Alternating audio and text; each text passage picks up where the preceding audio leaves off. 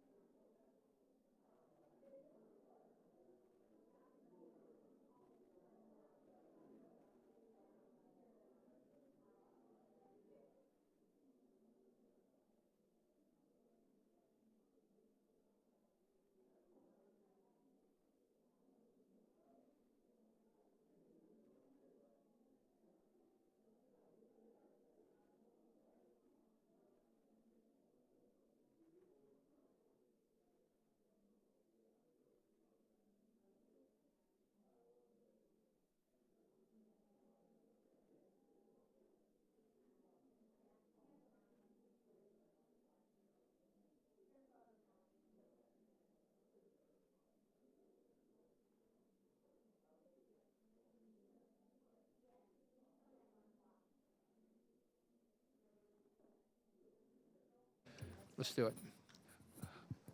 Okay, I think we're going to go ahead and get our picture taken. So if everybody will listen to the gentleman back there at the camera, or the...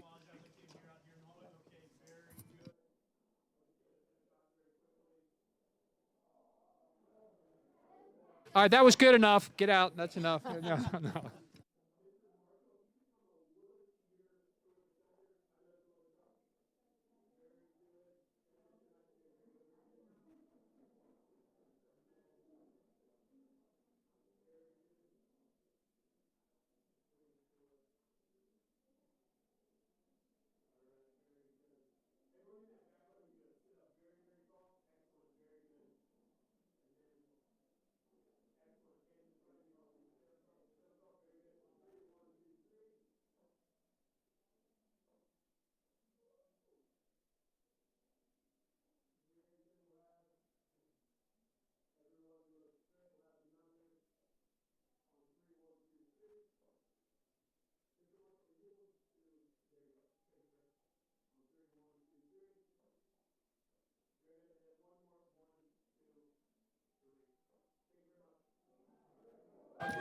All right, well done.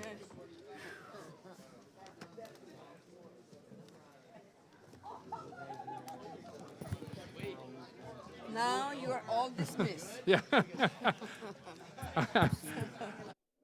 Lock the doors before members start to leave. Yeah.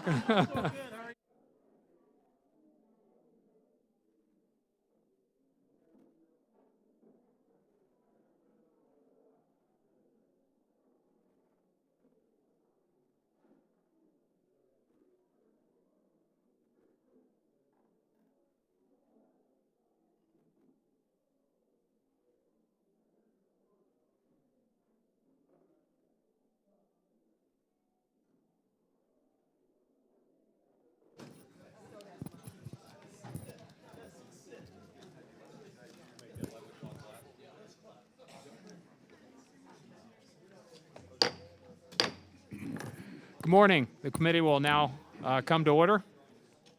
And as folks have to exit, they could continue to do that, but just do it quietly if you would.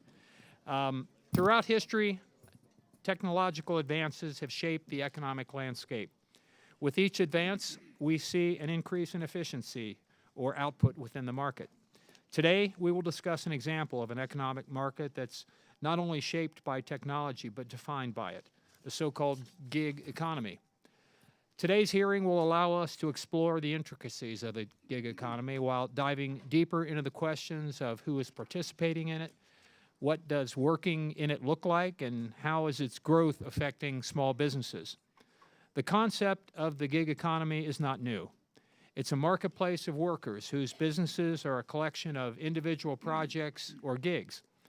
A gig can range from a short-term contract lasting weeks or months to a single task that takes hours to complete. This notion of short-term contractual workers dates back centuries, but has been re-envisioned with the inclusion of technology. The gig economy is characterized by the use of technology as a means of connecting workers to employers. Digital platforms and mobile apps have been created to not only provide these connections, but also to provide low-cost marketing and basic business tools to those working within the gig economy.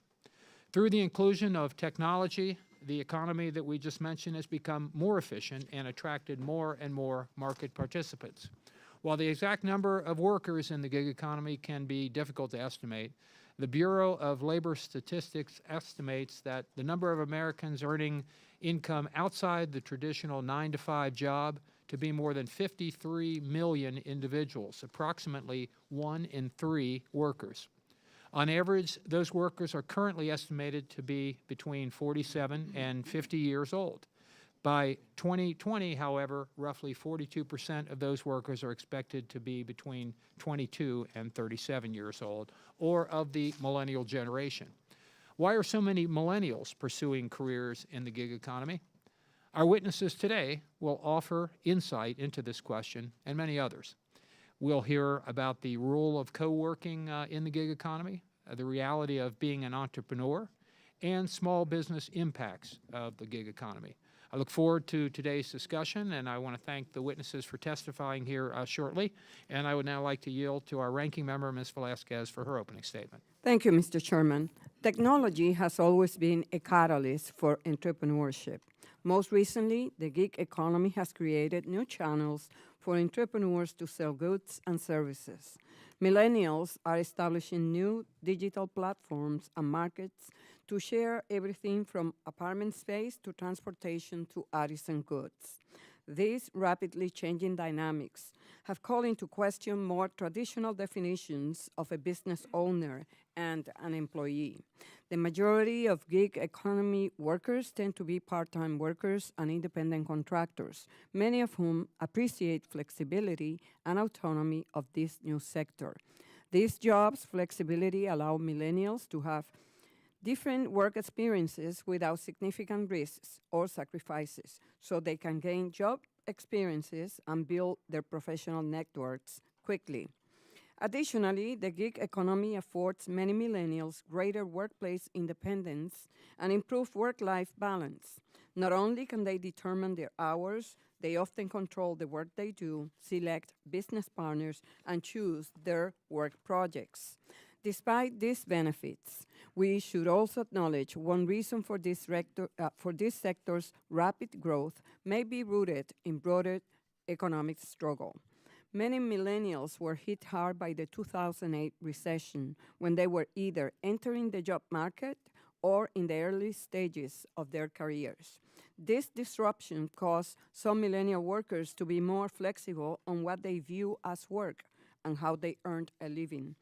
The prolific growth of the gig economy also raises important labor policy implications. While many of the workers in the gig economy enjoy flexibility, they must be protected from unscrupulous business practices. Most firms operating in the gig economy classify their workers as independent contractors, not employees. Such a categorization saves businesses money through reduced benefits and tax withholding. Businesses and courts have long struggled to determine whether certain workers constitute employees or independent contractors. Courts are currently overflowing with lawsuits over whether Companies have misclassified employees, and many of these cases stem from the gig economy. As always, the challenge is ensuring businesses and employees are protected without discouraging innovation and economic opportunity.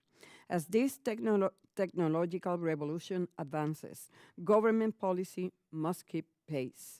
It is therefore important this committee deepen its understanding of what is happening in the gig economy and has a grasp on how we can minimize risk for millennial employees while maximizing growth and productivity for small businesses.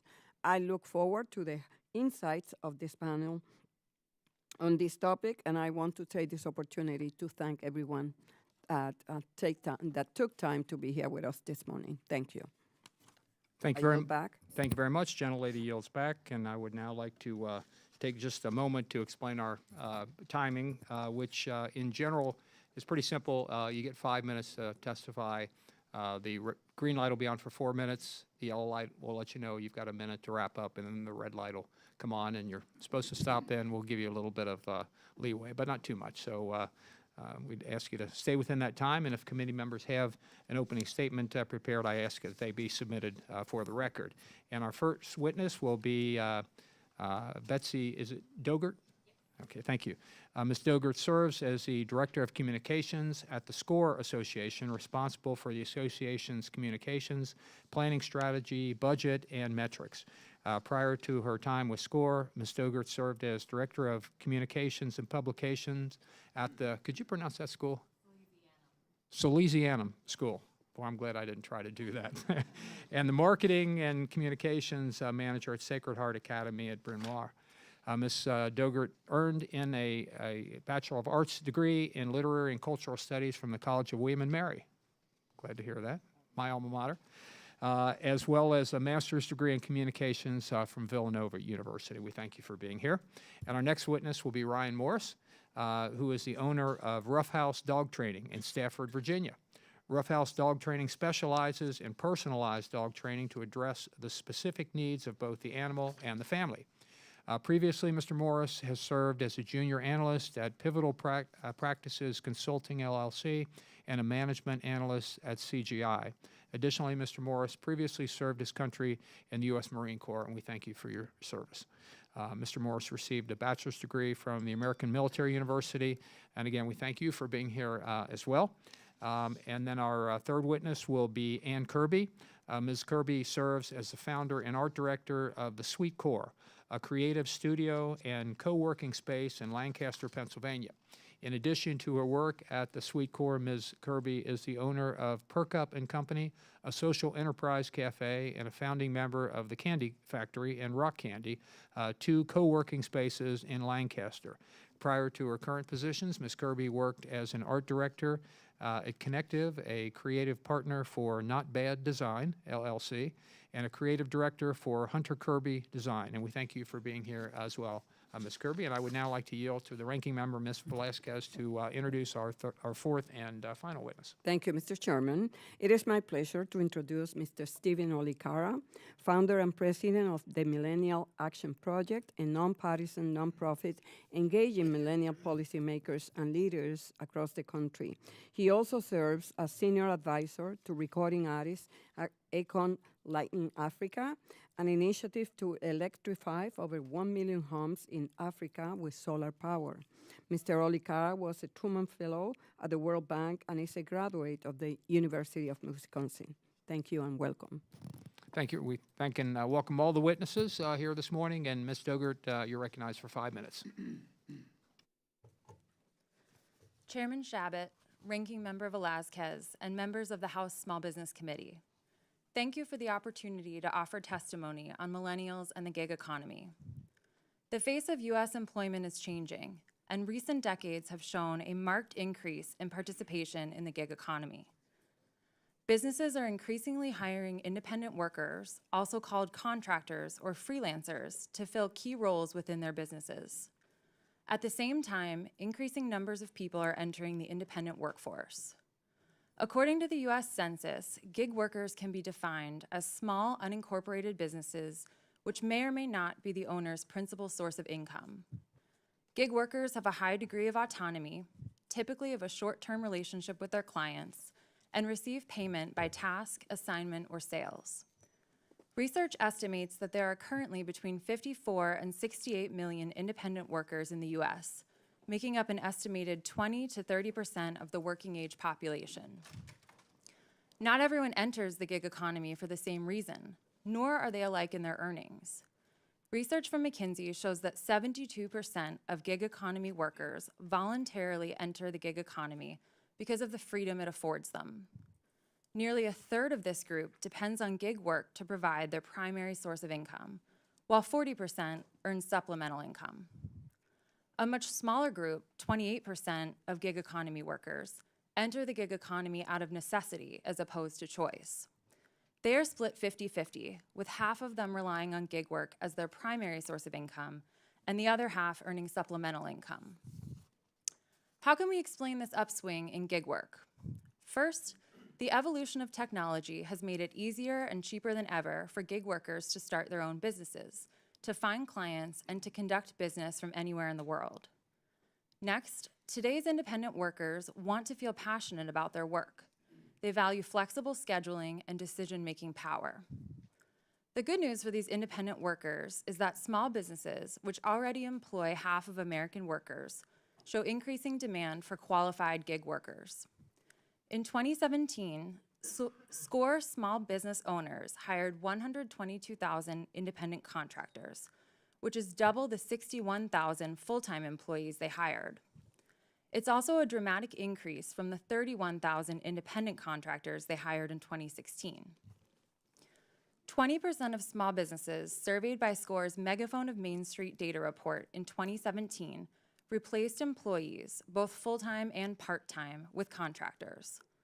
More than half did so because the job demanded specialized knowledge, followed by 41% who cited temporary or seasonal needs. One surprising finding was that nearly half, 47% of non-employer firms, reported hiring people to help them run their business, for an average of 3.2 workers, including the owner. This dispels common assumptions that solopreneurs are running their businesses by themselves, and shows that employment statistics that only count traditional employees may be underestimating the full economic impact of non-employer firms. So, how do millennials fit into this new gig economy? First, millennials represent the biggest share of the US workforce at 35%. Next, statistics point to millennials making up a bigger share of the gig economy than other generations of workers. 47% of millennials freelance, compared to 36% of the overall US working population. When it comes to millennials owning their own small businesses, data from SCORE shows that more than 2/3 of millennial entrepreneurs depend on their business as their primary source of income. Similar to the general population of small business owners, financing remains a significant challenge. Just 29% of millennial business owners sought loans or financing for their small business in 2017, and only 1/3 of those who sought financing successfully obtained it. Despite these challenges, millennial small business owners are an optimistic group.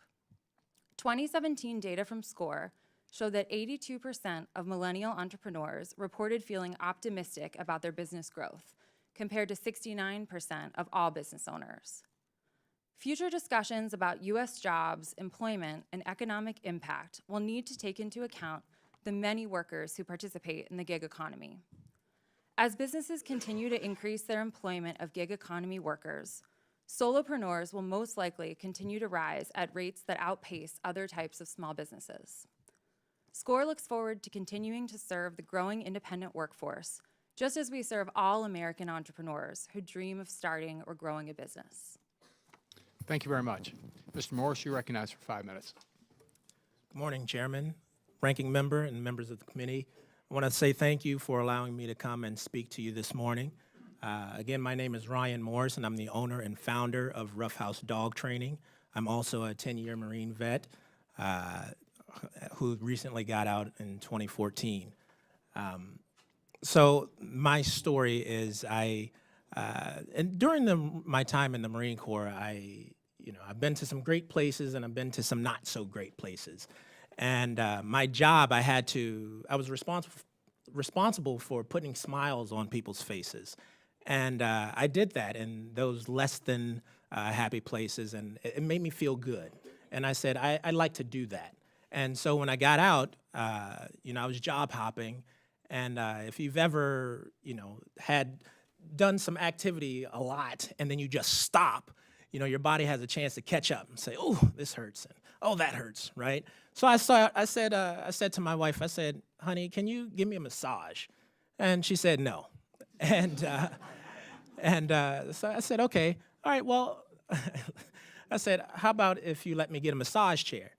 And I'm not talking about these, the pads that you can put in these chairs here. I'm talking about those real deal rocket ships that swallow you up and do your back and your neck and your toes, all of these things. And of course, she said no again. And feel free to put whatever word you want in front of that. But so this got me to thinking, how can I make some money on the side to not dig into our own combined income to get this massage chair? So one day I was scrolling through social media and I saw this ad from a company called Thumbtack. It said dog trainers wanted. And I said, oh, this is interesting. So I clicked that, and that was in October 2015.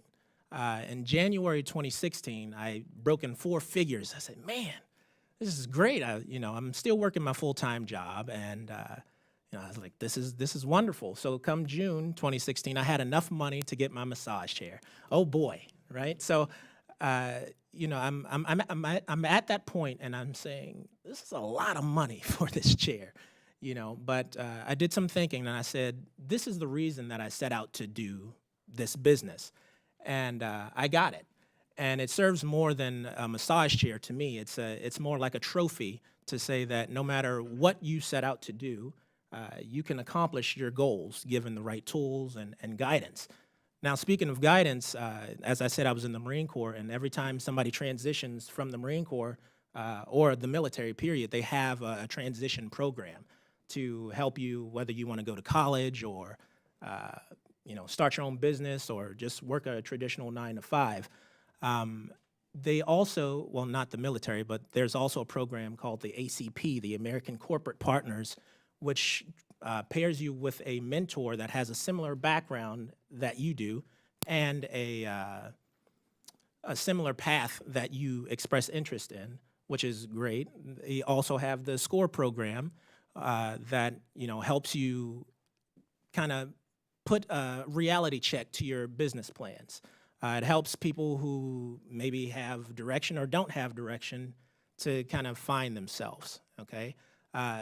So I say all that, and, in my opinion, that American dream is, to be able to do something that you really enjoy doing and could do it without getting paid and get paid for it. I get to choose who I work for, when I work, how long I work. I didn't have to ask anybody to be here today. I didn't have to juggle and say, well, if I come here today, I won't have enough leave for my 2-week vacation, And that freedom and just almost carefree attitude is why I think a lot of people nowadays are seeking this freelance kind of structure, if you will. And I thank you again for letting me speak, and I look forward to your questions. Thank you very much. Ms. Kirby, you're recognized for 5 minutes. Chairman Chabot, Ranking Member Velasquez, and members of the full committee, thank you for inviting me today and for giving me the opportunity to testify on co-working and its role in what is known as the gig or freelance economy. My name is Ann Kirby, and I'm the founder of The Candy Factory, a co-working space in Lancaster, Pennsylvania. Co-working spaces are about building community. Per the Co-working Wiki, the co-working concept is simple. Independent professionals and those with workplace flexibility work better together than they do alone. According to the 2017 Global Co-working Survey by industry magazine DeskMag, an estimated 1.7 million people will be working in approximately 19,000 co-working spaces globally by the end of 2018. 29% of all spaces have opened just this past year, and nationally this growth is in step with the rise of the gig economy. Co-working is appealing for many reasons. Mostly located in urban centers where commercial rates are high, flexible memberships mean less risk, allowing members to use the space as needed, avoiding the high cost of long-term leases. Space operators manage all aspects of the facility, saving members valuable time and money. The gig economy has also helped drive the tech startup culture with the emergence of open source, skill sharing, online collaboration tools, and social networks. We are connecting in ways we could never have imagined. We're not just working, but we're building relationships. Freelancing in America 2017, commissioned by Upwork and the Freelancer Union, estimates that 57.3 million Americans, or 36% of the US workforce, are freelancing. This report, considered one of the most extensive studies on the topic, has predicted that the majority of the US workforce will be freelancing by 2027, millennials holding first place with 47% freelancing. These numbers speak volumes. We are facing new challenges. How and where we work is changing, as are the skills needed to be successful. Co-working spaces play a critical role in this ever-evolving ecosystem, providing not only an escape from isolation, but also access to resources. I have been an active member of the freelancer economy for over 18 years and spent the last 11 years as a community builder. During that time, I have learned that success in the gig economy involves thinking collaboratively while seeking out low-cost or no-cost resources. After working from home for many years, I realized I was craving social interaction with my peers. I immersed myself in the emerging co-working movement and founded the Candy Factory in 2010. Over the past 8 years, the Candy Factory has grown, spanning across 2 locations and housing a community of close to 150 members with room to grow. Being the first co-working space in central Pennsylvania, a diverse membership is made up of freelancers, remote workers, small business owners, startups, nonprofits, and students. Thanks to co-working, small businesses are thriving. Take, for example, Candy Factory member Doug Kaufman, a young certified accountant who formed Kaufman CPA after leaving his corporate job in 2014. Since then, he has been incubating his business in our space and has become a go-to resource for many of us, including myself. Partnerships with SCORE, SBA, Ben Franklin Technology, and others help our members stay competitive, and co-working spaces become a natural client pipeline for resource providers. SCORE has recognized this benefit and is partnering with spaces throughout the country. And personally, SCORE and my mentor, Jerry Glenn, have played an essential role in my business development, offering third-party perspective, HR expertise, and referrals. Along with access to affordable real estate, other challenges for our members range from healthcare to education. We are helping to address rising healthcare costs through a membership-based primary care service called Rock Medical. This service does not replace health insurance, but instead gives members to access to healthcare for a low monthly fee. Education is also critical to maintaining a prosperous gig economy. For example, the Pittsburgh-based co-op Work Hard started Academy Pittsburgh, a 12-week code boot camp that gives their students real work experience in popular coding languages. We understand that it is essential to work with our lawmakers on policy, from simplifying the tax process for sole entrepreneurs and 1099 laws to infrastructure. Addressing these issues will allow us to remain competitive in the global market. Co-working spaces are here to help empower, connect, educate, and support the needs of the evolving workforce, and we look forward to partnering with our government to help enact change and support policy that will have a positive economic impact on the gig economy and those associated with it. Thank you again for your support and for allowing me to testify. Thank you very much. Mr. Ollie, you're recognized for 5 minutes. Good morning. Thank you, Chairman Shabbat, Ranking Member Velazquez, and members of the committee. It's an honor to join you today. My name is Stephen Ollie Cara. I'm the founder and president of the Millennial Action Project, or MAP for short. We are the largest nonpartisan organization of millennial policymakers in the United States. In 2013, we organized the first ever bipartisan caucus for millennials here in Congress called the Future Caucus. And since then, we've expanded that model into 26 states. Today, we engage over 600 millennial policymakers and thousands of millennial leaders across the United States. I would like to recognize Congresswoman Stephanie Murphy, who serves as the vice chair of our Future Caucus, and Congresswoman Velazquez, who is a member as well and probably has the highest concentration of millennials in her district. I've been there. It's a lot of fun. MAP and its Future Caucus network are on the front lines of creating and adapting policies to support this new economy. When we founded MAP in 2013, we noticed that millennial entrepreneurs were creating this new wave of gig work. most notably ride-sharing services at the time. This new sharing economy was not only disrupting old and incumbent industries, but it was also disrupting old and outdated government regulations. Not surprisingly, our millennial lawmakers, Democrats, Republicans, and independents, were early adopters. They were rejecting the false choice between innovation and safety. They brought both parties together to create the first state laws authorizing these services while also putting in place crucial consumer protections. Through a map, we helped bring these best practices together from around the country. And interestingly, the divide that emerged was not so much between the left versus the right. It was really the future versus the past. Now, since then, entrepreneurs have expanded these on-demand services to many other industries, from meal delivery to hospitality, which really highlights millennials' peer-to-peer network-driven approach to solving problems. Other millennials, as we've already discussed here, are simply choosing to be their own bosses and pursuing their passions, perhaps as a creative freelancer or a consultant on socially responsible business. We know from studies that this generation of workers will not likely spend their entire career at one company. Increasingly, we'll see workers moving from gig to gig. At their best, these opportunities will unleash creativity, create a more dynamic U.S. economy, and provide more flexibility to engage in work that best fits the worker. However, this emerging gig workforce also raises a number of issues, from access to health benefits, to retirement security, to disability and unemployment insurance. In short, the social contract we created in the 20th century needs to be updated for the 21st century. For context on why these opportunities are important, the unemployment rate among millennials today remains above the national average, around 8.5%. And that doesn't include the roughly 50% of millennials who report feeling underemployed. So while we're the largest workforce in the United States today, the labor force participation rate in this age range has actually declined over the past decade, the lowest growth rate among all generations. At the same time, we're seeing gig work growing. Actually, the growth rate for gig work is outpacing the overall employment growth in our country.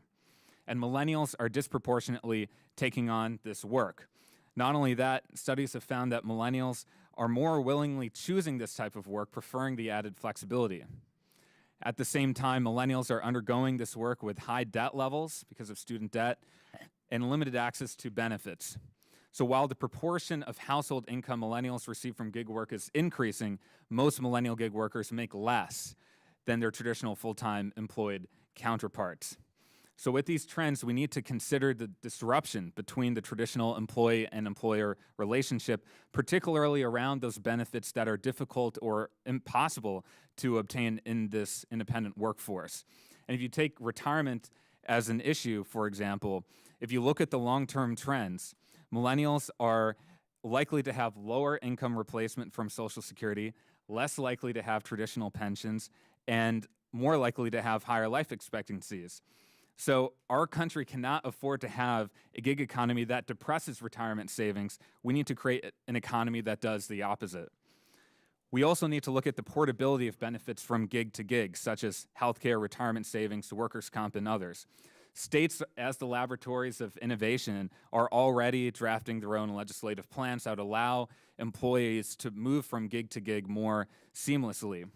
And at the federal level, there's already bipartisan legislation by Future Caucus member Senator Todd Young, along with Senator Mark Warner, that would further support this type of experimentation at the state and local level.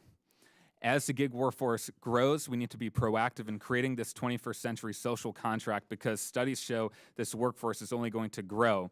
And about 42% of these workers by 2020 will be millennials. I often hear from my millennial friends that they feel penalized for moving between jobs to jobs as they're pursuing their passions. We need to take steps to support this backbone of the U.S. economy so it's properly supported to promote innovation, provide security for workers, and maximize this new generation's potential for economic growth. Again, I want to thank Chairman Shabbat and Ranking Member Velazquez and all of those on the committee for inviting me to speak on this panel today. Thank you.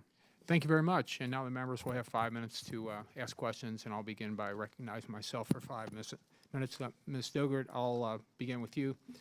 Just how cool is it to be a graduate of the College of William and Mary? No. No. My- Chairman Shabbat, it is fantastic. There you go. All right. Pride for life. Enough said. I yield back my time. No. Glad that's settled. Now my real question. We didn't prearrange this, right? My real question. You mentioned that only a third of millennials successfully received the financing that they sought. In general, I know it varies every time, but what do the other 2/3 then do? Do they not ever get off the ground? Do they not expand? Do they, or do they find some other way? Or what do you hear out there? Yeah, that's a great question. And just to recap, the exact statistics are that a third of millennials are seeking financing for their small businesses, and a third of that third are successfully obtaining it. So it's actually even a gloomier picture than what you might think initially.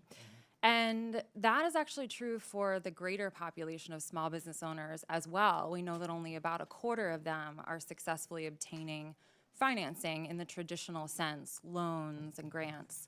So what our small business owner clients at SCORE are telling us that they do instead is a lot of self-funding. So the average small business is started on about $10,000 or less, and people are turning to methods such as credit cards, crowdfunding, family loans, and personal loans to finance their small businesses. Okay, very good. Thank you very much. Mr. Morris, I'll go to you next. Again, thank you for your service to our country.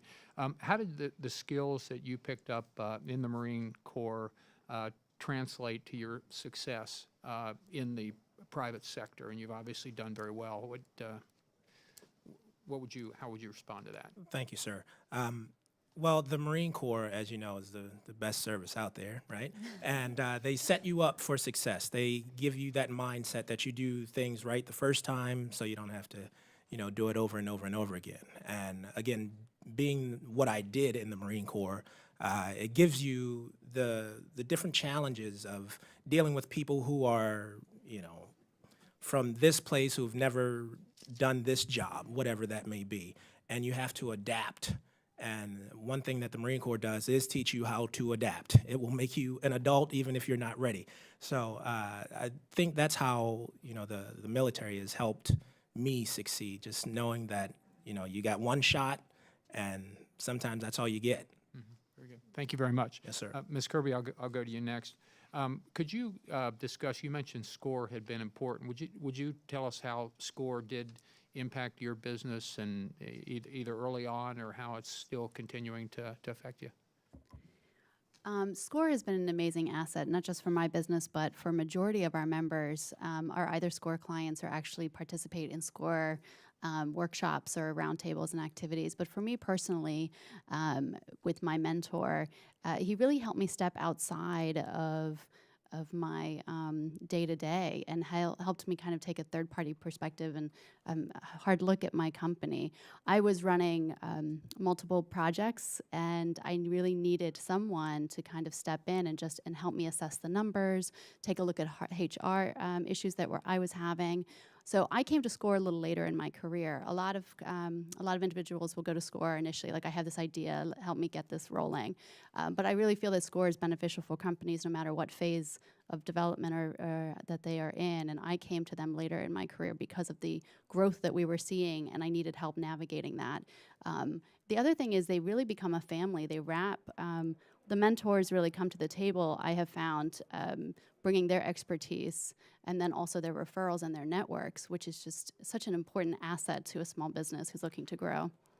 Very good. Thank you very much. And Mr. Ollie, I know it's hard to predict the future, but how do you see the gig economy changing as millennials age, and do you see any further out what's coming beyond that with future generations? How do you see all that? Yeah, absolutely. I think we're going to see a rapid expansion of the gig economy, and it's going to, again, we're just seeing the beginning of the types of industries that it can enter into. Because of the increasing need for on-demand services and demand for that, you're going to see millennial entrepreneurs create all sorts of businesses to make our lives easier.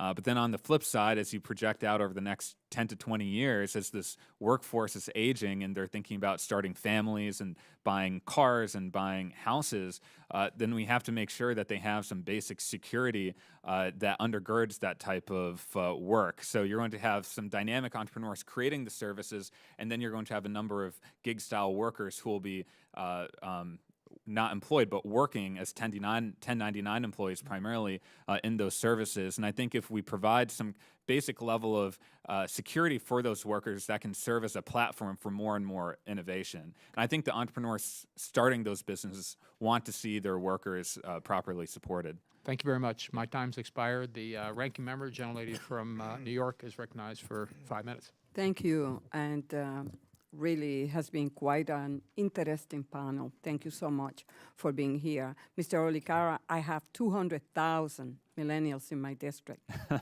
you like all of them? A lot of energy. It's a lot of energy, I can tell you that.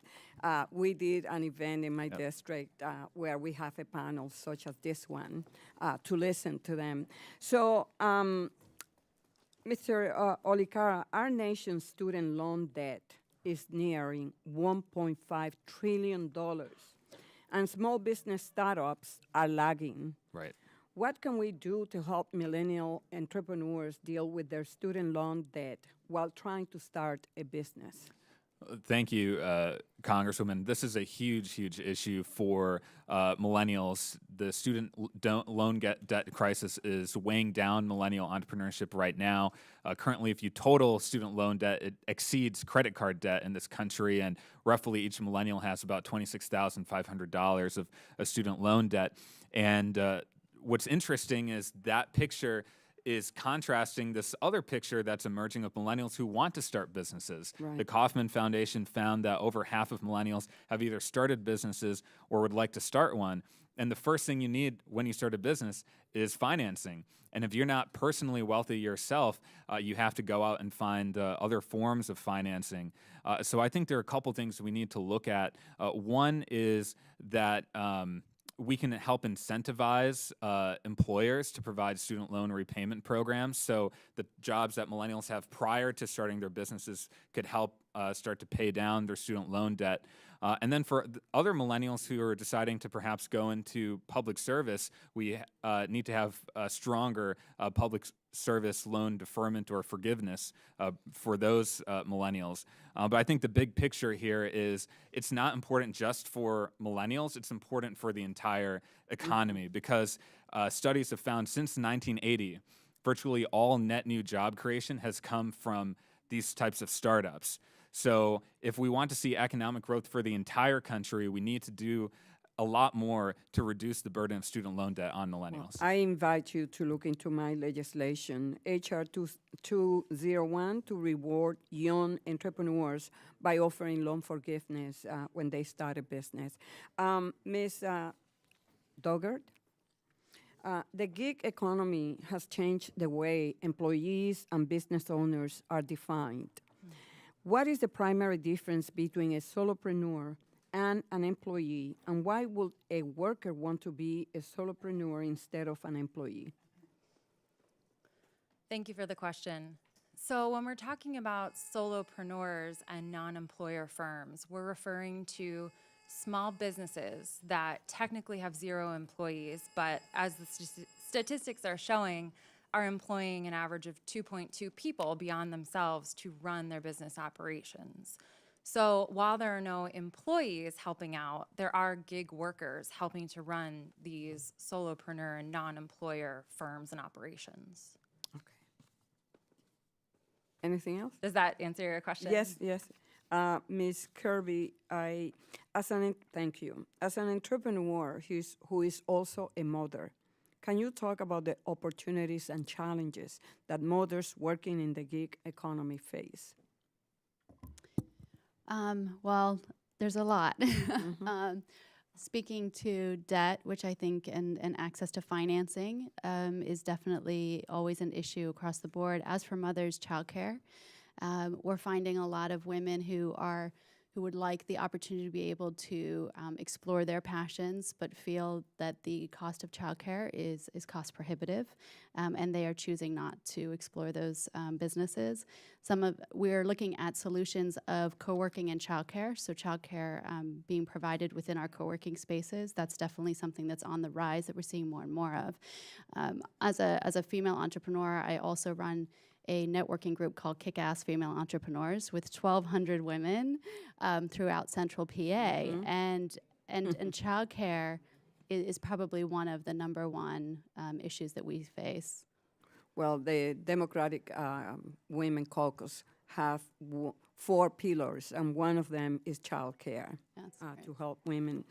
Mr. Ollie, Cara, over 20 million people gained health insurance through the ACA, but the continual effort to undermine the law has undone much of this accomplishment. Can you talk about the importance of the ACA and the access to adequate health care for millennial entrepreneurs? Sure. Thank you, Congresswoman. Well, it's been extremely helpful, not only for this emerging workforce, but for me personally. I used to be in the gig economy, and one of the most important things during that time period was being able to stay on my parents' health insurance plan because I was under the age of 26 at that time.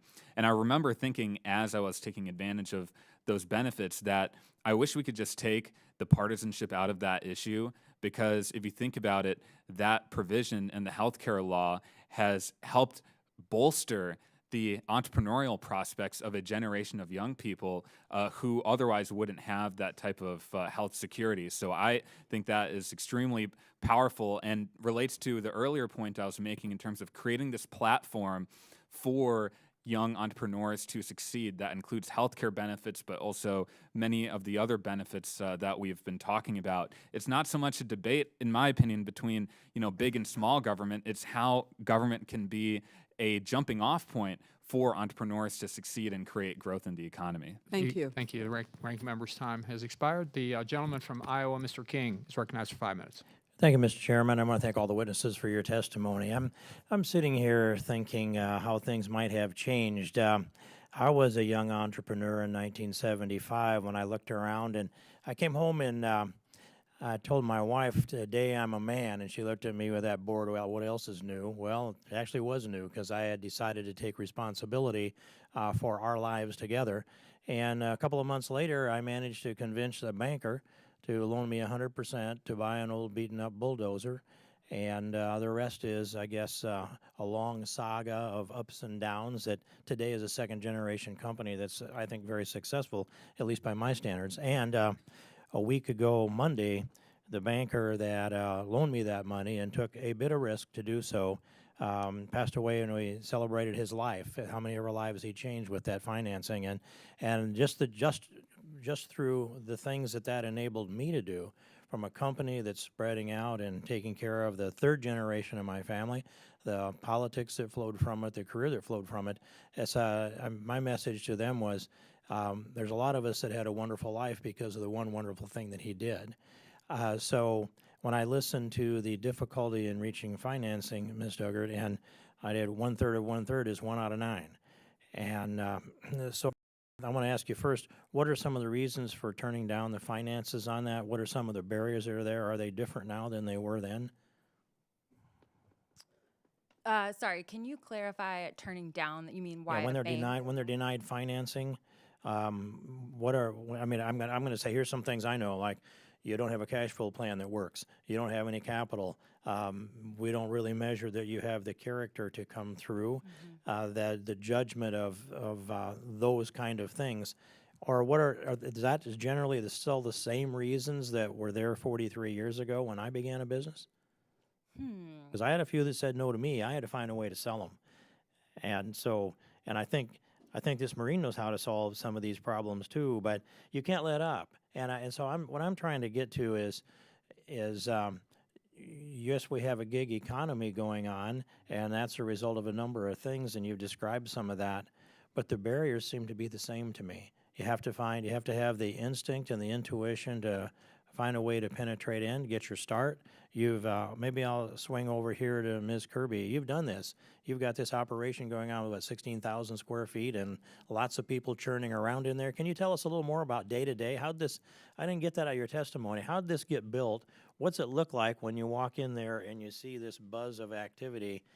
Tell me how that all came together in your mind and how it looks today. Well, I was working from home, and I was really isolated, so I was looking for opportunities to network. And I started a group called the Creative House of Lancaster back in 2007.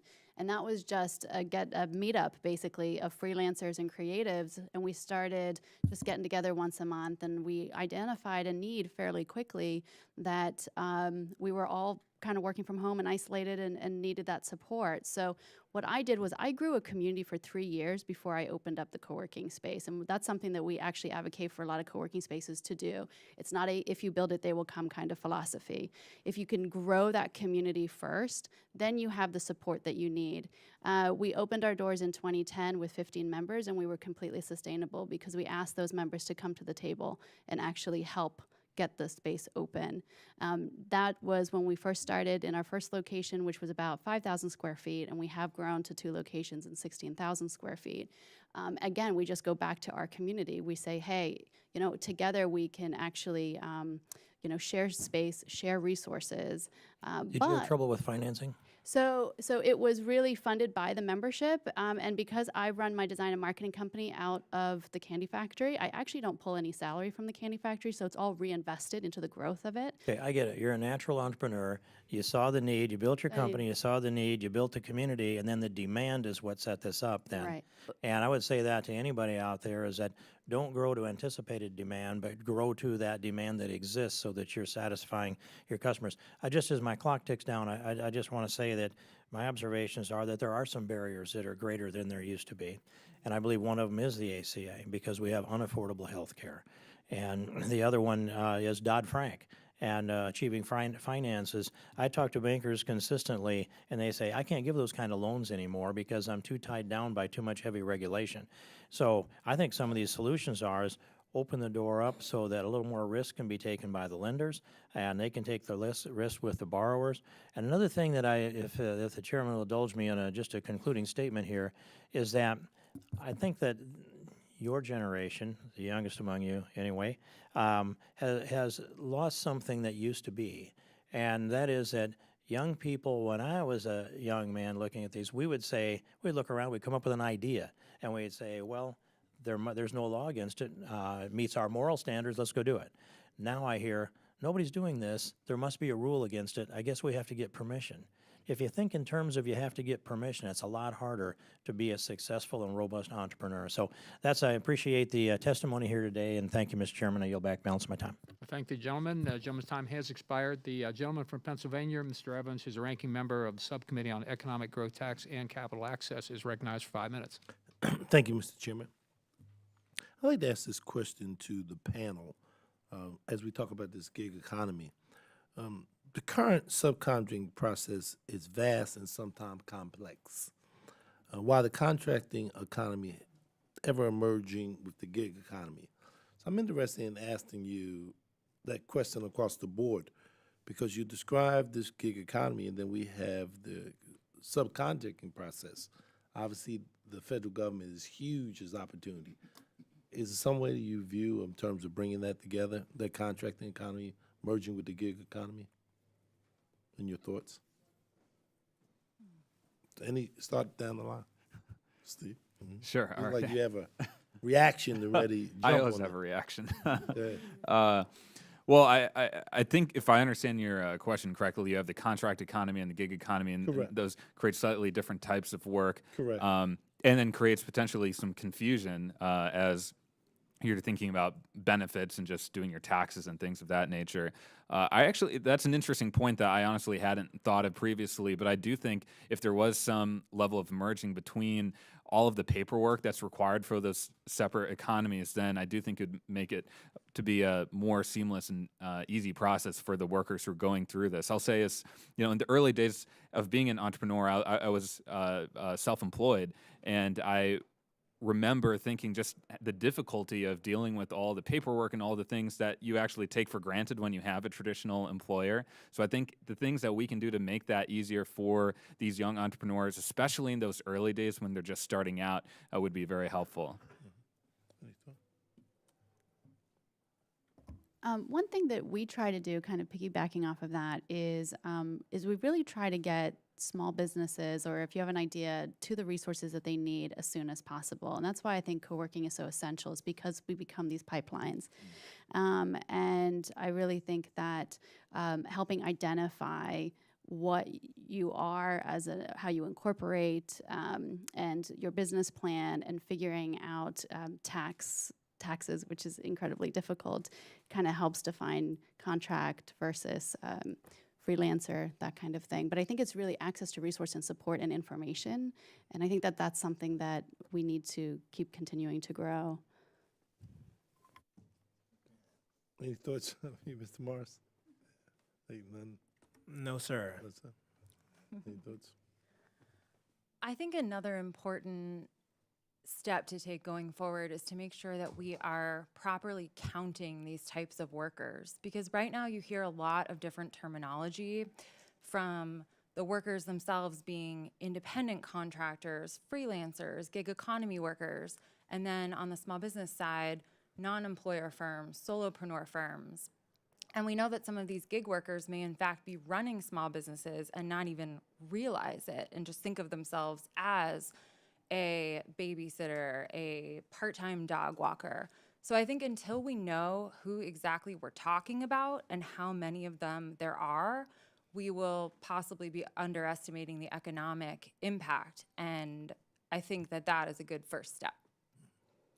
Ms. Kirby, the prediction that the majority of the U.S. workforce will be freelance by 2027. Does this mean the end of traditional companies as we know it? And what is the most prevalent big gig business in Lancaster? Since I'm from the great state of Pennsylvania, Yes. I mean, I know, right? Well, what we're seeing is more and more companies are seeing the value in hiring freelancers. They're saving time, money, onboarding, all of that. So that's one thing that we're seeing as why this is growing so rapidly. And the benefit it can actually have for small businesses as a whole is being able to bring these contractors in who are experts, and then their companies can scale. That's something that we do with the Sweet Core, is that we're a small team of 6, but as a company comes to us and has specific needs, we can bring in experts from in-house, from the candy factory, and scale as we need it. So I think that that's a huge benefit. I think for the largest gig company, you were saying in Yes, in Lancaster, yes. Oh, well, that's a good one. I'm not 100% sure. I can actually get that information and send that to you in writing, if that's okay. No problem. Mr. Morrison, again, thank you for your service. Obviously, as a former member of the military, you probably had an ideal person to start your business requiring discipline, motivation, ability. You know, who are your role models as you was pushing to think about entering this aspect of dealing with the economy? That's a great question. And surprisingly enough, some of my inspiration, so to speak, would be some of the people that were my officers, who looked at me and said, in so many words, "I don't see anything in you." You know, and a lot of times, you know, it's those who kind of push you down that help you. You know, you say and this is what was in my mind when I started this. One day you're going to work for me. So that was my motivation. You know, I don't care how old you are, you're going to work for me one day. So that was my motivation. Very good. Thank you, Mr. Chairman. You're Excellent right. answer. The gentleman's time has expired. The gentleman from Iowa, Mr. Blum, who is the chairman of the Subcommittee on Agriculture, Energy, and Trade, is recognized for 5 minutes. Thank you, Chairman Shabbat, and thank you to our panelists for being here today. Mr. Morris, thank you for your service to our country, and I love your attitude. Thank you, sir. As I'm thinking of the gig economy, whatever we call this, I'm 63, so back in my day, we used to think of your retirement as a 3-legged stool, of which the person contributed to their retirement, the corporation back in those days that they worked for 20, 30, 40 years, contributed to their retirement. And then lastly, the government contributed to it. And when I hear about the gig, the entrepreneurial type of economy, what immediately comes to my mind is, so that corporate piece, and most, not all, most corporations offer 401k, they offer health insurance, they offer disability, they offer some type of retirement plans. If you're home in your garage, and I was one of those folks, working for yourself, you don't have those benefits. I somewhat see this trend putting pressure on our rapidly depleting government social program resources.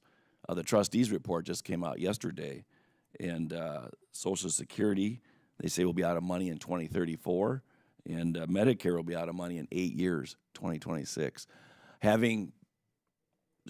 Not having a corporation there to help you with some of these things. Can you tell me about, what are your thoughts about that? A lot of people stay at companies because they have a retirement, which takes some of the pressure off the government. Because they have benefits, takes pressure off the government. When you're doing your own thing, which I did, which I think is great, you don't have those things. So all of a sudden, when you're in need, it's falling pretty much solely on the government. Thoughts on that? Yeah, it's a great question, and those statistics are certainly sobering. I think that millennial gig economy workers are incredibly self-motivated as a group. That's part of their success, is that they are excited about getting out of bed every morning and pursuing successful work that they believe in, and they value freedom and flexibility. But with great freedom comes responsibility. So we would hope, and some statistics are pointing to millennial gig economy workers making enough money that they could potentially be putting it aside for their own retirement and health care and long-term planning.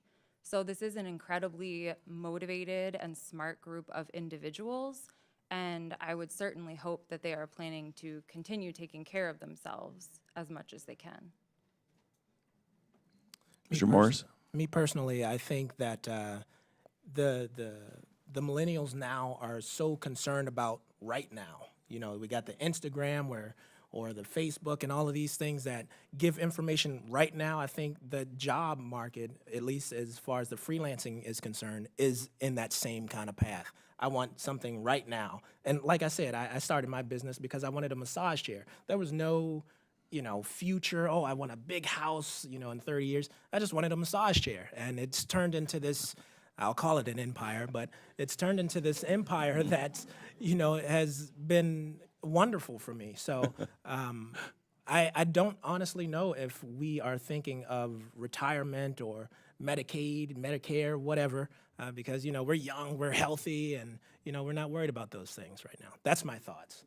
And that's a concern for the government. That would be of concern. I mean, our savings rate, I think, is not very high in this country, maybe 1%. So I'm just concerned that because we're thinking the here and now, that there's not being money set aside. Whereas I'm not advocating working for big corporations, don't get me wrong. I'm just concerned about the rapidly depleting government resources, that the money's not set aside. Ms. Kirby? I'm optimistic. I mean, I see some amazing, creative, innovative, young, individuals working out of our space who are actually coming up with ways to be able to save money. We have a 19-year-old software developer who is investing. It comes down to education. He had education to learn how to properly invest, to properly save. I think a lot of people have kind of missed that. So I think resources and education are really key. But I am seeing our members kind of rally behind each other as well and collectively try to support each other. But I think that those are all topics that are top of mind for this generation as well as the rest of us who are self-employed. And so trying to come up with creative solutions to help as much as possible, like the medical membership program, that kind of thing. How do we reduce some of the costs so that we can save more and we can give back more as well? And maybe that happens collectively. If the chair would indulge me, could our last witness answer the question? Thank you very much. Thank you, Congressman. Just to add one piece to that, I think if you're right about, the long-term concerns, if we want to focus on just a few years of where having some security would be very helpful. It's just in those early days of starting your company, as I'm sure you recall from your own story, those are often the most difficult. And for the successful millennial entrepreneurs, then they can start to create more traditional HR platforms and create payroll and things like that. So they might be able to get onto a more normal field of human resources and benefits after they get their startup going for a little bit. So in terms of our policy, if we can figure out a way just to be supportive in those early days, in the first year, 2 years, 3 years, then I think that can have a huge impact. The gentleman's Thank you for your indulgence. I yield back. gentleman's time has expired. And Mr. Morris, I think I'm speaking for a lot of us here, but we got to see this massage chair. So, It is indeed a rocket ship. it sounds like it. And I would now like to yield to the gentlelady from New York, Ms. Clark, for 5 minutes. Thank you. Thank you, Mr. Chairman. I thank our ranking member. I thank our expert witness for your testimony today. I just have a quick question as a follow-up to my colleagues. Are all of you paying into Social Security and Medicare? I am not. Oh, you're not? No. Interesting. Okay. I thought that was something that was mandatory, but I guess not. Let me just ask a couple of questions for this panel, piggybacking off of a question that Ranking Member Velasquez spoke of initially. Some workers in the gig economy classify themselves as small businesses, but they gain neither loyal employees nor control over the product or business that they want to grow. So is it fair for them to be considered small businesses? If not, doesn't that strengthen the argument that they are more like employees? And I want all of you to give some thought to that. I'm sorry, I missed part of the question. Sure, okay. Some workers in the gig economy classify themselves as small businesses, but they gain neither loyal employees nor control over the product or business that they want to grow. So they don't have a controlling interest. So is it fair for them to be considered small businesses? If not, doesn't that strengthen the argument that they're more like employees? At Anyone SCORE, wanna answer that? May I start? Sure. Okay, sure. great. That was actually for the whole panel. Okay, I'll kick it off. So at SCORE, we follow the U.S. Small Business Administration's definition of what counts as a small business, which can vary in terms of the number of employees and then the amount of revenue that qualifies.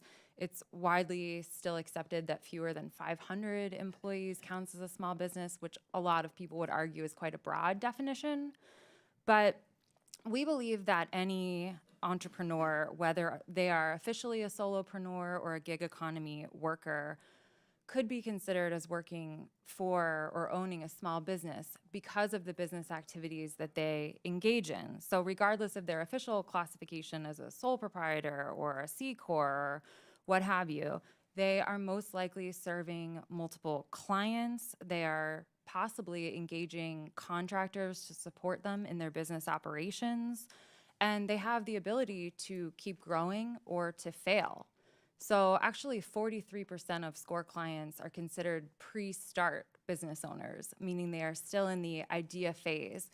They're planning, they're learning how to structure their business activities to help them achieve success. And we are very proud to support them in their dream of growing or even starting their small business. Did anyone else want to try at that particular question? I see heads nodding. Okay. Just to add to that, I mean, I think a lot of our solo entrepreneurs are doing just what you had said, where they are working with multiple clients. They're able to then go into these companies and offer the expertise that they have to help then those companies continue to grow. So classifying them, I think, as small businesses does make sense. Because they are a small business offering a service and then scaling potential other businesses as well. And we see a lot of our solo entrepreneurs actually grow into a more kind of official company with hiring additional either contract employees or hiring employees. So they're using that as a place to kind of spearhead into a larger company. Larger enterprise. Well, let me ask you, Ms. Cara, how do you, we ensure that the gig economy workers get paid and sick leave? Thank you, Congressman. I think it's a very good question. We're seeing a few models at the state level that we should look at closely, bipartisan models that, again, in the early days of being an entrepreneur, in the state of Washington, for example, they have a bill right now that would require, gig economy services to pay into basically a portable benefits entity that would provide those benefits like childcare, sick leave, et cetera. And then as a result, when they're moving from gig to gig, those benefits would stay with them. It's portable. Yeah, it's portable. Exactly. And I think that's good for not only a particular state, but it's good for our whole country because that really helps that entrepreneur have the security to be able to really get their business going. So I think And that's one this is option. a law that they're developing in Washington State? It hasn't become law yet. It's a bill that's been bill. drafted and introduced, and there are a few examples of that around the country as well. Very well. Mr. Chairman, I yield back. I thank all of you once again for your expert witness here today. Thank you very much. Gentlelady's time has expired. The gentleman from Utah, Mr. Curtis, is recognized for 5 minutes. Thank you, Mr. Chairman and Ranking Member. I don't want to contest your claim about the most amount of millennials, but I will say this, that my district has the youngest age of all districts in Congress at 27 and a half years of age. And certainly we have a lot of millennials in that group. Utah was actually ranked in the top 10 for the best places for millennials, and we're in the top 5 for unemployment for millennials. Now, I know you're looking at me and you're seeing my hairline and my pending AARP age, but I consider myself a millennial. And Okay. We accept you, Congressman. thank you. Thank you. I think if you could see my socks, I like you, I struggle what to watch on Netflix. I mean, I'm right there with all of you. I actually believe being a millennial is far more a state of mind than an age. Absolutely. And to demonstrate that, and I'll apologize to my fellow colleagues here who may not be up on their GIFs and their memes, I actually think that me and Steve Buscemi have a lot in common. How do you do, fellow kids, right? Now, with that in mind and my feeling like I have a connection with millennials, I've observed a couple of problems that I'd like to brainstorm with you. And one of them is the seemingly lack of desire or unwillingness to engage in government. And a lot of the things that you're asking for need engagement. They need advocates. Can you give me, from your perspective, anything that you've seen that successfully engages them in government and gets them to care about their congressman or their voting or local officials? I can take a stab at that. Thank you, Congressman. It's the issue that keeps me up because it has truly been the calling of my life so far to be able to engage millennials in the political process. And the great dichotomy we have in our country today is that you have a highly idealistic generation that has the highest service participation rates in the country, and yet at the same time have the least trust and confidence in government. There is a study from Harvard that showed a majority of millennials don't believe that government and politics will solve the problems that we face. So it's my opinion that the way we start to change that narrative is demonstrate real impact through politics on the issues that matter. And I think this is the perfect example of it. If this committee and this Congress can come together in a nonpartisan fashion to support millennial gig workers, that's an example of impact, and that creates a feeling of motivation for more millennials to engage in government. It is a bit of a chicken and egg problem, as you're referring to, Congressman, because you actually need more engagement, ideally, to get the right policies done. And I just think it really falls on us. It falls on the Millennial Action Project. It falls on members of Congress to be actively engaging millennials in that process. I agree with you in several areas. One is this is a demographic that is very giving. They'll jump into a cause really very quickly, but to try to get them to jump into a civic government cause is more difficult. And one of my worries is that as we try to get them to do that, or as we pass legislation that would accomplish some of the things, it's going to actually suck the life out of some of the innovation, right, and some of the beauty of what you've got. And we're trying to structure you, right, and part of your success is not being structured. And so, to myself and my colleagues, just a warning that as we try to help you accomplish these goals, we've got to kind of come at it with your mindset rather than our traditional mindset of we're going to structureize this and this it worked for us and it's going to work for you. I don't know if you have any other comments on how do we get them engaged. Another question I would have, I know at least in my district, we don't have near the representation from women in our entrepreneurial demographics, and I'm wondering if you have any suggestions on that as well. I can speak to that a little bit. We have found that there's a lot of female entrepreneurs who are under the radar that we don't even really know are there. And so what we have actively tried to do is create opportunities for them to gather and to connect. And so that's what the meetup that we have every month is. So it's like drawing them out and showing that there's resources here available, but there's also a network here to support each other. Or if you're an aspiring entrepreneur, you don't even have to be a small business owner to participate. It's really about saying, how do we cultivate that? And a lot of times it's having some leaders within the community help stand up and help rally women. I regret that we're out of time because I would love to continue this discussion and invite all of you to come out to my district in Utah to further this discussion and see if we can help you. Thank you. Thank you very much. Gentleman's time has expired. The gentlelady from North Carolina, Ms. Adams, who's the ranking member of the Subcommittee on Investigations, Oversight, and Regulations, recognized 5 minutes. Thank you, Mr. Chairman, and let me thank all of the folks who are testifying today. I don't necessarily consider myself in that group. I have children and grandchildren who are, though. I was really fascinated by the story about the chair and the work that you're doing with dogs, and I thought you were going to get to where your dogs also participated in the chair and they got a Oh, absolutely not. The chair's too much money for the dog. Just for you. Okay, all right. Well, now we've cleared that up. Let me ask Ms. Doggart. I want to basically continue with the discussion about women. Mentoring has been mentioned as a helpful tool, and some studies suggest that women benefit even more from mentoring than men. So how do we better facilitate successful mentorships for millennial women? Thank you, Congresswoman Adams. I would like to draw your attention to the latest Megaphone of Main Street data report from SCORE, which was on the topic of women's entrepreneurship. I'd be happy to send that your way for more detailed statistics. But basically what that research shows is that women are starting businesses at a much faster rate than men, about 5 times the national average. And yes, that mentoring matters and mentoring works for women entrepreneurs just as it does for all entrepreneurs.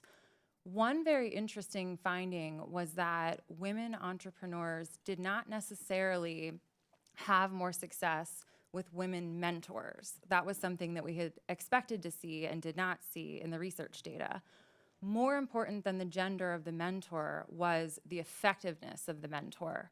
5 characteristics were pulled out as particularly important. Things like their helpfulness, their listening skills, how respectful they were, how accurately they were able to assess an entrepreneur's particular situation with all of its unique challenges and advantages.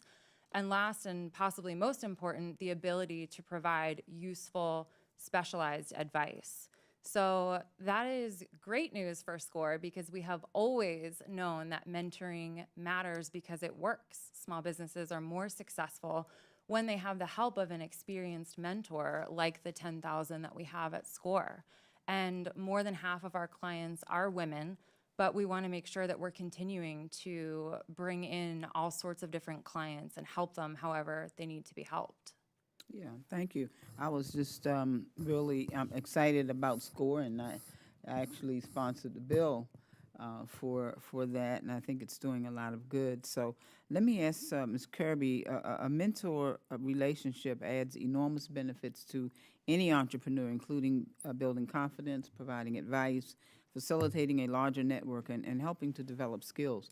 So what are some of the challenges that women face in assessing high-level mentors, in your opinion? I think that one thing that we've noticed with dealing with female entrepreneurs is the fact that they do like to see other women in leadership roles, helping guide them, whether or not the efficiency is there. But just seeing, individuals who are going through similar struggles, who can, as women, we have unique challenges, and so we have found that if we can find women within our community who are leaders within the community to kind of help rally the women who are considering becoming solo, entrepreneurs and/or trying to grow a business, if we can try to help pair them up with the resources that we have available. I think, again, it just comes down to access to low-cost, no-cost resources to help women especially connect to what is available there, and really kind of encouraging leaders within our community to help kind of step up and actually give back as well. Thanks. You can be what you see. Mr. Ollie, how do we ensure that the gig economy workers get paid and sick leave? I think that's a very good question. Thank you, Congresswoman. I think on this topic of portable benefits, we're seeing some great innovations and experimentations at the state and local level. And I think under business as usual, those benefits are not going to be provided. So I do think there's something we need to do to provide a paid and sick leave to gig economy workers. Great. Thank you, Mr. Chair. You're back. Thank you. Gentlelady yields back. The gentleman from Florida, Mr. Lawson, is ranking member of the Subcommittee on Health and Technology. Is recognized for 5 minutes. Thank you, Mr. Chairman, and welcome to the committee. I want to let you all know that I'm from the government and I'm here to help you. And so, my question, can all of you discuss the future of the gig economy and what role federal regulations play in promoting stiffening the growth of the gig economy? I can't speak to the federal portion, but as far as the future of the gig economy, I think platforms like what I'm using, Thumbtack, which make it a lot easier to be put out in front of, the bigger businesses that have the $20,000 and $30,000 for advertising. I think with those kind of tools and things, people will start to say, oh man, well, I'm great at underwater basket weaving, somebody wants that. And, they can, use a platform like Thumbtack to put their name out there without spending, the $10,000 and $20,000 and get recognized. So I think the more that people start to see that their talent, whatever that may be, can be marketed, and it doesn't cost an arm and a leg to begin or start, I think that's going to grow the gig or the freelance work exponentially. Okay, I'd like each one of you to comment on that question. How the federal government, I shouldn't say the federal government, but federal regulations. Mm-hmm. So our clients tell us that they are not making the decision to start or grow their business based on regulations, changes to the tax code, things like that. We know that it does affect them in their operations, and certainly any policies that are lessening the financial burden for entrepreneurs are a good thing. But when we've asked them, whether some of the bigger changes in the past couple of years are affecting their decision to start or to expand, they tell us that it's really not affecting them on that level. As to the technology portion of your question, I think that's a huge part of why the gig economy is continuing to grow and will continue to grow.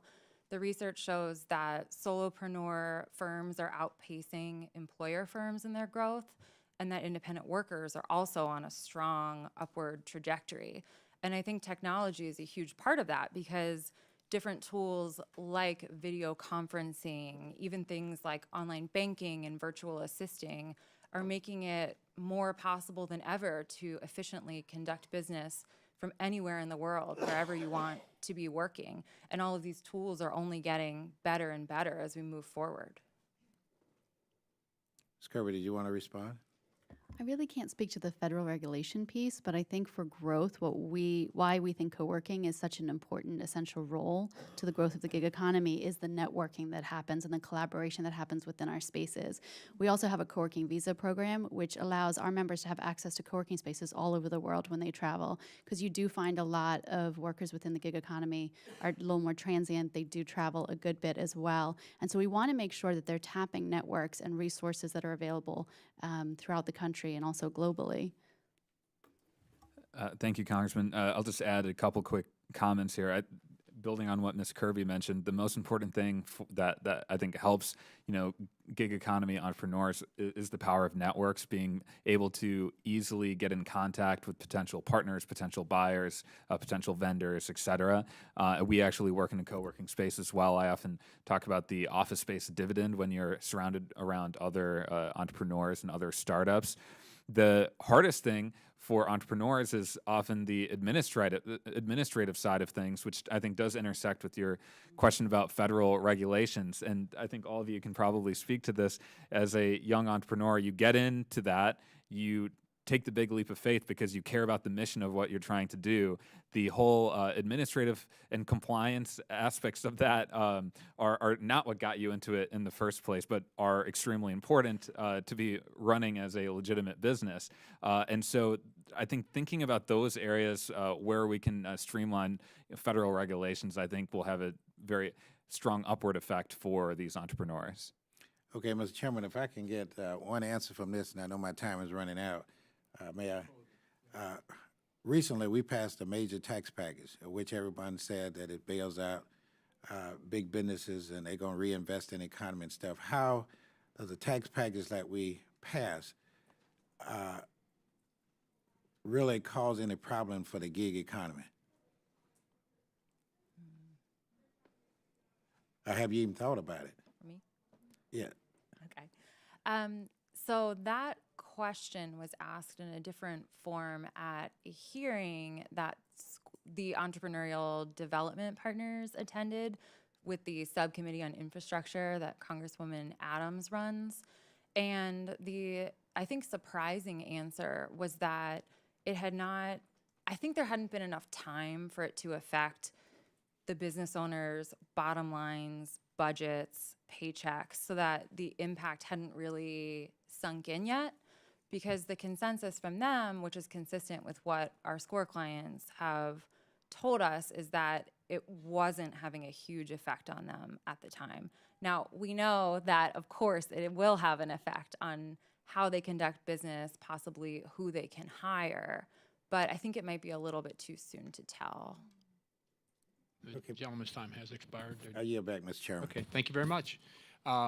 We've had lots of questions from both sides. I think it's been an excellent hearing this afternoon, and that's thanks to the really great panel that we've had here this morning and now into this afternoon. The gig economy in some form, or called perhaps by some other name, has been with us for a long time, but with the growing importance of millennials in the American economy, it's even more important and growing all the time. So it's important for us to understand its role and to be able, through the policies that we impact on here in this committee and with the committees that we interact in, whether it's tax policy or regulations or access to capital, to understand it. You've really helped us to do that. So I want to thank each and every one of our panelists here for really great testimony here this morning, especially the one from William and Mary. But, you know, you guys were all great. All great. Go Tribe.